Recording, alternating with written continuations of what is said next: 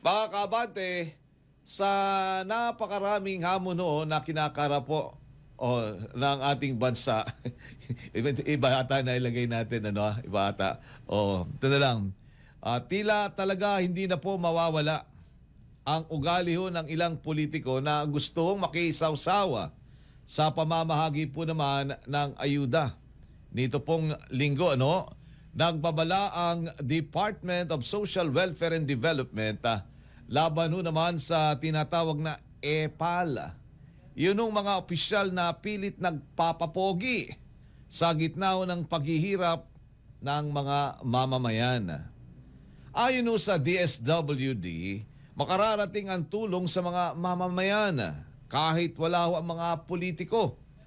At dapat lang, dahil ang mga ayuda ay hindi pabor, kundi ho ito'y karapatan ng bawat Pilipino. Ngunit bakit ito paulit-ulit ang eksenang ito? Dahil ho sa kultura ng patronage politics na matagal na hong nakaugat sa atin po namang lipunan. Sa halip no tingnan ang ayuda bilang serbisyo publiko, abay ginagamit ito ng ilan bilang entablado para po naman sa kanilang sariling interes. Ang mas masakit, abay sa oras ng kalamidad po ito, nagiging mabagal ang daloy ng tulong dahil sa panghihimasok ng mga EPAL. Ang tanong, hanggang kailan ho natin hahayaang gawing personal na propaganda ang pera ho ng bayan?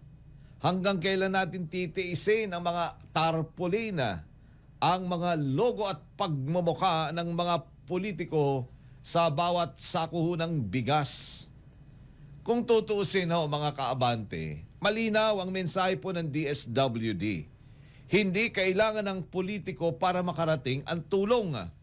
Ang kailangan ay maayos na sistema, mabilis na aksyon at tunay na malasakit. Kung may mga opisyal na patuloy yung magpapapogi, gamit po ang ayuda, sila mismo ang nagiging hadlang sa hustisya at katarungan. Kaya't bilang mamamayan, abay tungkulin po nating maging mapanuri. Huwag tayong magpaloko sa mga ngiti at tarpaulina. Ang tunay po namang pamumuno makikita po sa gawa, hindi ho sa pag-epal. At kung hindi po naman sila titigil, abay, tayo na ho mismo ang magsabi, tama na, sobra na. Good morning! Editorial ni Benji Alejandro. Thank you. Good morning po mga kaepal.